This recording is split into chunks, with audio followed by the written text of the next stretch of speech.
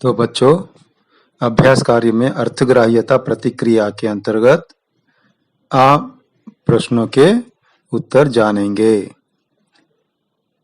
पहला प्रश्न है, ईदगाह कहानी के कहानीकार कौन हैं?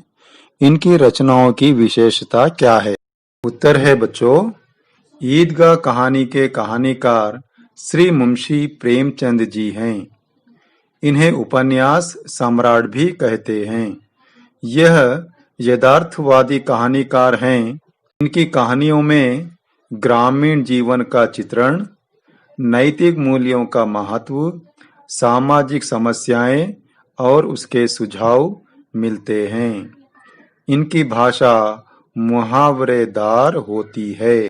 दूसरा प्रश्न है बच्चों, बालक प्रायः अलग अलग स्वभाव के होते हैं। कहानी के आधार पर बताइए कि हामिद का स्वभाव कैसा है? बच्चों, उत्तर है, बच्चे प्रायः अलग अलग स्वभाव के होते हैं। बच्चों में जन्मसिद्धि गुणों का भी प्रभाव रहता है। कहानी के आधार पर हामिद एक उत्तम स्वभाव का भोला सा बालक था। दूसरों के लिए सोचना उसके स्वभाव में था। आगे आ बिट है बच्चों, हाँ या नहीं में उत्तर दीजिए। हामिद के पास 50 पैसे थे, हाँ या नहीं? तो बच्चों, इसका उत्तर होगा नहीं, क्योंकि हामिद के पास केवल 3 पैसे ही थे। दूसरा प्रश्न, अमीना हामिद की मौसी थी। तो बचाओ बच्चों, अमीना हामिद की दादी थी ना? तो ये भी नहीं।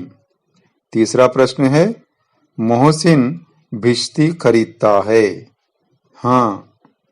चौथा प्रश्न है, हामिद खिलौने खरीदता है, नहीं। ई बिट है बच्चों, रिक्त स्थानों की पूर्ति कीजिए। अमीना का क्रोध डैश में बदल गया। तो बच्चों, अमीना का क्रोध शांत में बदल गया, है ना बच्चों? अगला प्रश्न, कीमत सुनकर हामिद का दिल डैश गया। चिमटे की कीमत सुनकर हामिद का दिल बैठ गया, है ना बच्चों? तीसरा प्रश्न है, हामिद डैश लाया। क्या लाया बच्चों? हाँ, चिमटा लाया।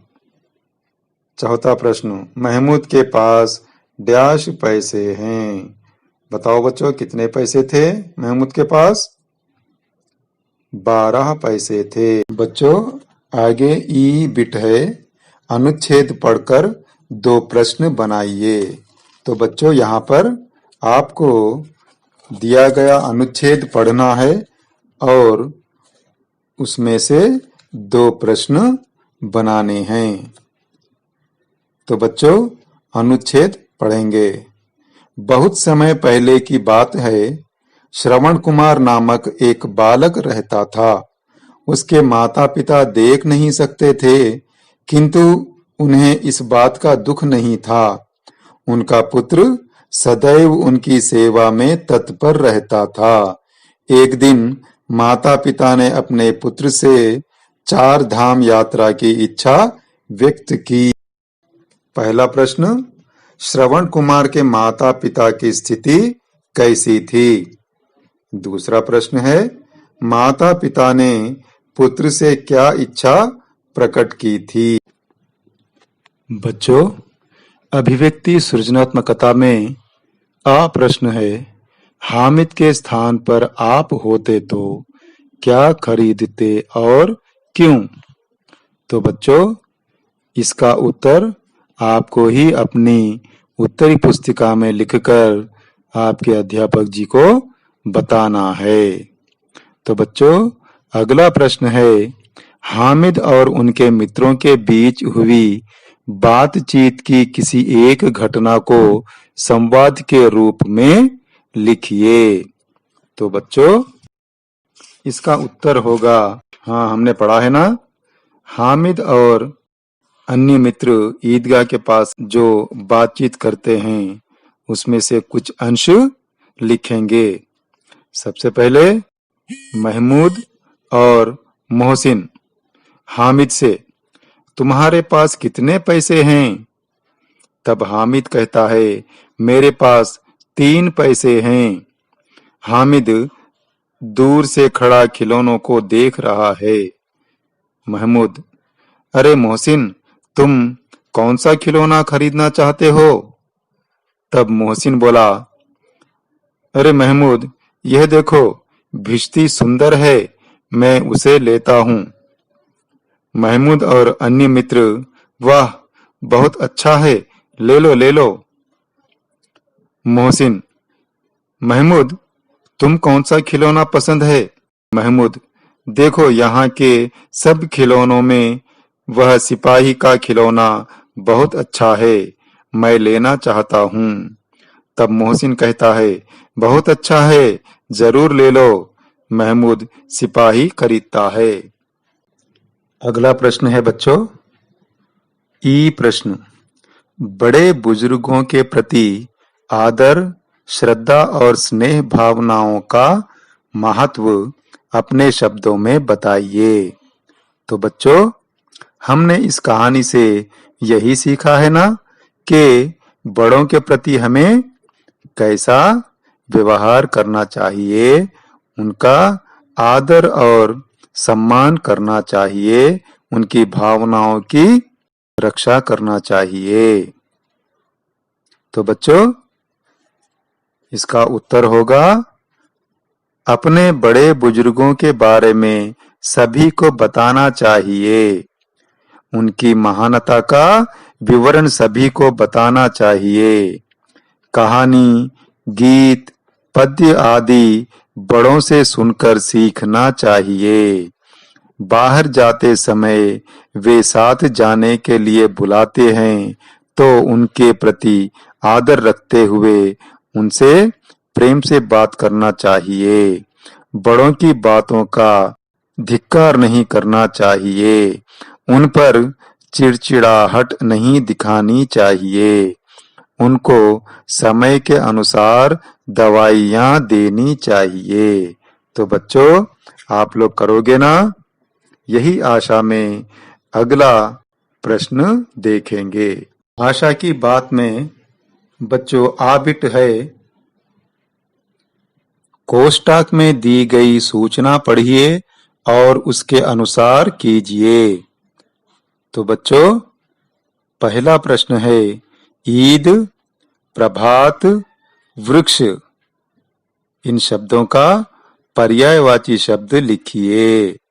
तो ईद का पर्याय शब्द होगा पर्व, त्योहार। प्रभात का पर्याय शब्द होगा सवेरा, प्रातः काल। तीसरा, वृक्ष का पर्याय शब्द होगा पेड़, पादप। दूसरी बिट है बच्चों, मिठाई, चिमटा, सड़क। इन शब्दों का वचन बदलिए।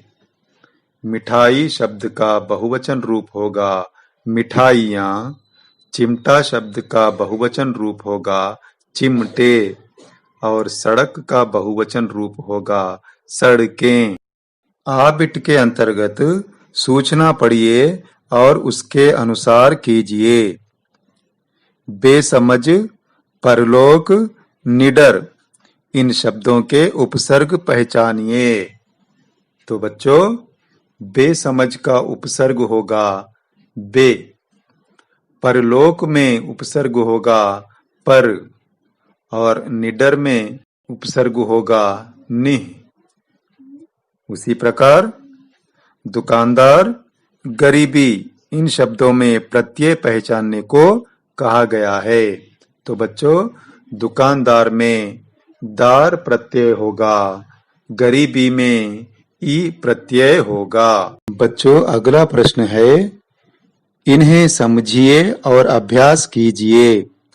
हामिद ने कहा कि घर की देख रेख दादी ने की। तो बच्चों, यहाँ पर देखिए, एक वाक्य दिया गया है और उसमें 3 प्रकार की आई है। जिसका भाव अलग अलग रूप में प्रयोग किया गया है। तो हम इसे समझने का प्रयास करेंगे। यह वाक्य में जो पहला की है उसका प्रयोग दो वाक्य या वाक्यांश जोड़ने के लिए किया गया है। उदाहरण के लिए, मुझे गर्व है कि मैं भारतीय हूँ, यानी कंजंक्शन के रूप में किया गया है। दूसरी की का प्रयोग वहां किया जाता है जहां किसी संज्ञा या सर्वनाम का संबंध किसी और से जोड़ना हो। जैसे उदाहरण के लिए, राजू की पुस्तक। पुस्तक किसकी है? राजू की।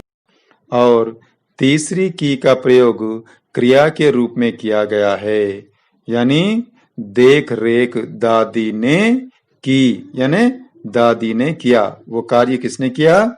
दादी अम्मा ने किया। अगला प्रश्न है बच्चों, पाठ में आए मुहावरे पहचानिए और अर्थ लिखकर वाक्य प्रयोग कीजिए। परलोक सिधारना, जिसका भाव होता है स्वर्गवास होना। मेरे पड़ोसी बीमार थे, वह परलोक सिधार गए। पीला पड़ना, यानी बीमारी की भेंट होना, बीमार पड़ना। मेरे मित्र बीमारी के कारण पीले पड़ते गए। दिल कचोटना, जिसका भाव होगा मन दुखी होना। मेरी माँ को रोते देख मेरा मन कचोट गया। धावा बोलना, टूट पड़ना। भारतीय सैनिकों ने दुश्मनों पर धावा बोल दिया।